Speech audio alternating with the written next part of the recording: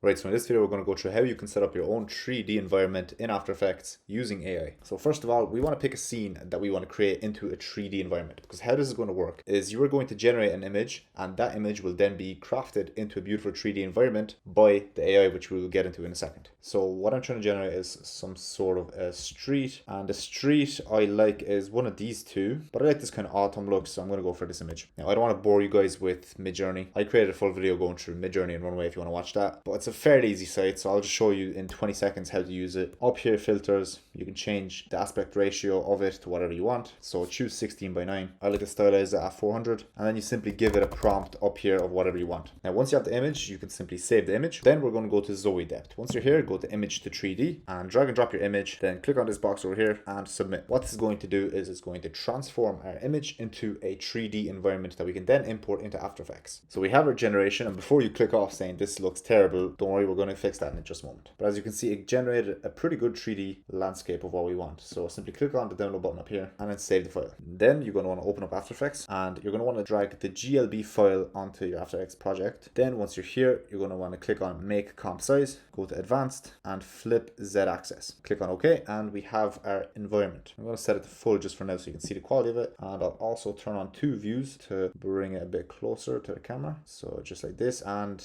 here we have our environment. So you can see it's already in a 3D space. You might be thinking, why not just import the image? Because if you do this right now, you can see the image looks a little bit better quality. And obviously if you scale the image, it kind of looks like you're going down the middle, right? Moving the position of this, we could just scale the image interior, right? Well, not really. Image is 2D, obviously. So if we do turn this into a 3D layer and add a camera, then you can't really have any 3D objects in here. So let's say we want to have a 3D shape and we want the shape to go from small to big. You can sort of play around with scaling, like making it smaller from the background, go into the middle and stuff, but you're not going to get the good lighting, you're not going to get the good shadows, you're not going to get any 3D rotation around it. It's just not going to look as good, simple as. Because if we click on the camera right now, and we pan it around, it's already glitching a bit, but that's the fault of the shape layer being too close to the image. So if we just move that a bit forward, it won't do that. But then if we were to add a light,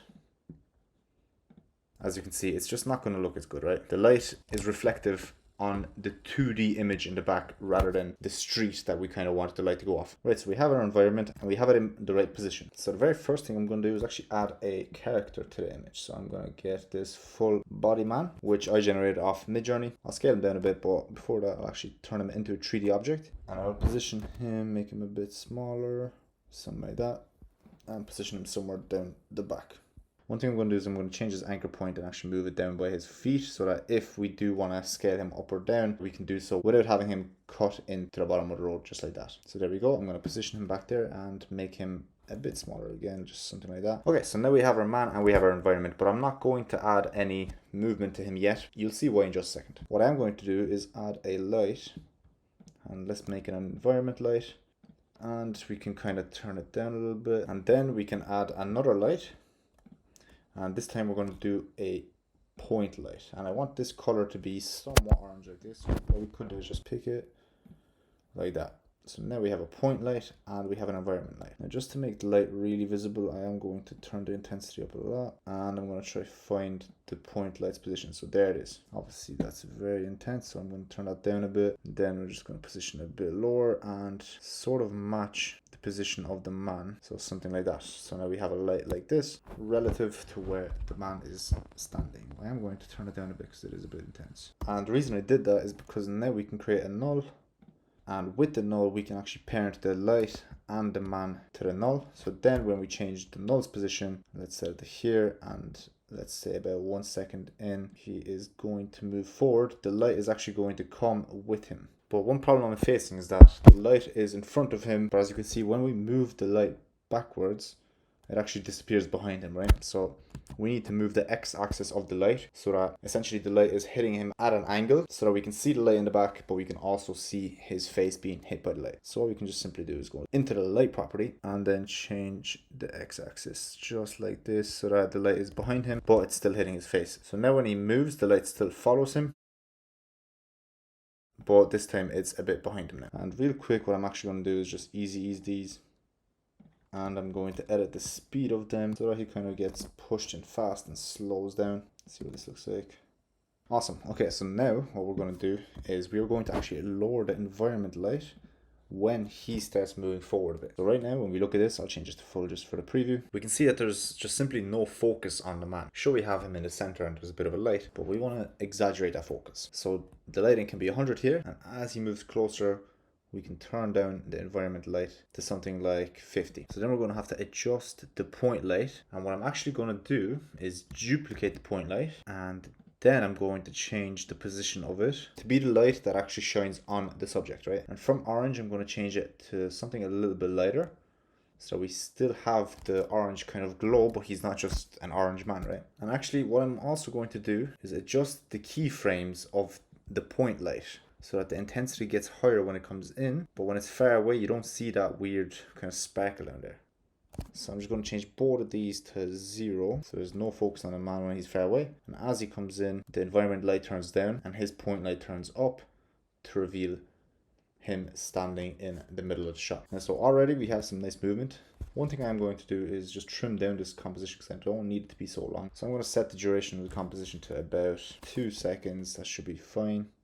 And let's preview it in half instead of full. And yes, we have this animation sort of working now. What we're now going to do is add a camera. I'm going to do a 1 node camera, 15mm, that's fine. And now if you open up the position property of the camera, we can select it, and I like to just do the 2 view to see the camera visually. Then we go to about 2 seconds in when he pops in, and move the camera just a little bit closer, and also just pan it down ever so slightly to reveal kind of a full body shot, right? But the one thing I didn't do is I didn't keyframe the X position at the start, which is why the camera is panning down a bit now. So in order to fix that, I am going to have to open up all the camera settings and toggle the orientation and go to the start and simply fix the orientation back to where I wanted it.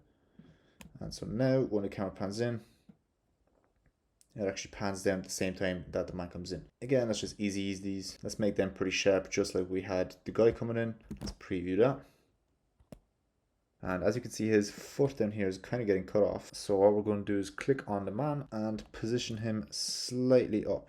And now that I look at it, it's just the way the shoe is made. So that's just a trick, I guess, you can have if, for example, that did happen. So if his feet were in the ground like this, one thing we can do is just simply create an adjustment layer and position that in between him and the environment, and he won't be actually getting cut off by the environment anymore. Alternatively, you could just click on him, move him up a slight bit, and this shouldn't affect anything because remember, we have him parented to the null position, so this won't affect his movement at all at the start. Right, so I ran out of time in the first section of the recording, so I came back to continue recording. I might have made a few changes, but I'm going to continue with where I pretty much left off. So we have the character and we have the light following the character, but obviously the man is completely out of proportion. So firstly, let's fix this. We're just going to scale him up a little bit. Now previously I mentioned to add the anchor point to his feet so that if you scale him, if you do decide to scale him, all of the positions won't change and everything will still be set correctly. Right, so now the proportions look a bit better. I'm just going to fix the light. Awesome, so we have the light and we have the man. So one thing I do want to change though is the movement of the character, because as you can see here, when the camera pans down, the character isn't actually in sync with the movement. The camera kind of like pans down first,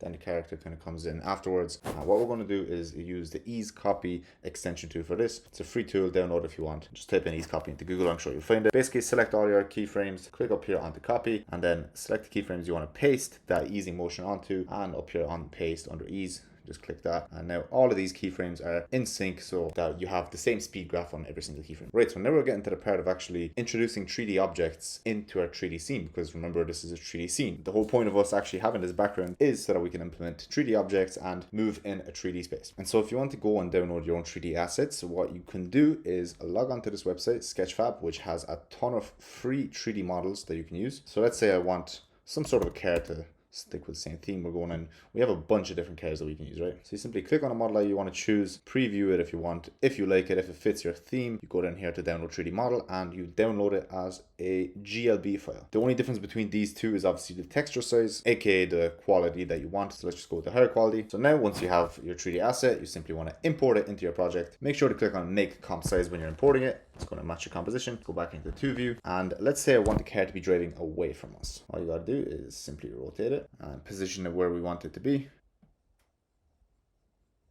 You might want to scale it up just a small bit, and then position it where you want it to start. And it's as simple as adding some position keyframes, moving it to the end, and then moving it away from the camera for where when you want it to drive away, right? So now we can go back into one view and preview what we have made. So now our camera pans down, the light comes in, and the car is constantly moving backwards, as you can see. And also the car in the back is actually affected by our light source because it is in a 3D object, right? But the purpose of this video was to showcase how to actually create a 3D scene from just one image. So I'm not going to go into too much more detail about how to actually create an amazing scene. Obviously, you can add some cool leaves falling, you can add exhaust smoke to the back of the car, you can have a fire in the background, you can have whatever you want in this 3D scene, right? The choice is yours now. I will be making a full advanced in-depth breakthrough of 3D scenes in After Effects in the Bootcamp. If you'd like to see that, click the link down below. As always, subscribe if you want to see more, and drop a like if you enjoyed the video, and leave a comment with any feedback you have. Thank you for watching. Bye.